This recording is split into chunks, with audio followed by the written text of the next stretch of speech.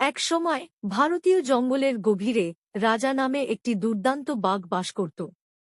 রাজা সারা বনে তার কালো ডোরাকাটা কমলা রঙের কোট এবং তার ভেদ করা সবুজ চোখগুলির জন্য পরিচিত ছিলেন, যা তিনি সম্মুখীন হওয়া প্রতিটি প্রাণীর আত্মার মধ্যে দেখতে পান।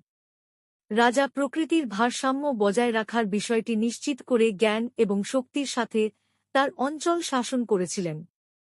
ছোট ইঁদুর থেকে শুরু করে সবচেয়ে বড় হাতি পর্যন্ত সকল প্রাণী তাকে ভয় ও শ্রদ্ধা করত। তার উগ্র চেহারা সত্ত্বেও রাজা ছিল একটি করুণাময় হৃদয়। তিনি দুর্বলদের রক্ষা করতে এবং জঙ্গলের সম্প্রীতি বজায় রাখতে বিশ্বাস করতেন। একদিন তার এলাকায় টহল দেওয়ার সময় রাজা একটি ক্ষীণ কান্না শুনতে পেলেন। শব্দের পরে তিনি কাঁটা ঝোপের মধ্যে আটকে থাকা একটি ছোট হরিণকে দেখতে পান। বাচ্চার মাকে এক প্যাকেট বন্য কুকুর তাড়া করেছিল, তার বাচ্চাকে ফেলে রেখেছিল। রাজার প্রথম প্রবৃত্তি ছিল শ্যামলাকে শিকার হিসেবে দাবি করা, কিন্তু শৌখিন ভীতু চোখে কিছু তাকে থামিয়ে দিল। তার নিজের শাবকদের কথা মনে পড়ল, এখন বড় হয়েছে এবং তাদের এলাকায় ঘুরে বেড়াচ্ছে। সাবধানে রাজা তার শক্তিশালী থাবা ব্যবহার করে কাঁটাযুক্ত ডালগুলিকে বিভক্ত করে শস্য মুক্ত করে। ভীত কাঁপতে কাঁপতে রাজার দিকে তাকাল।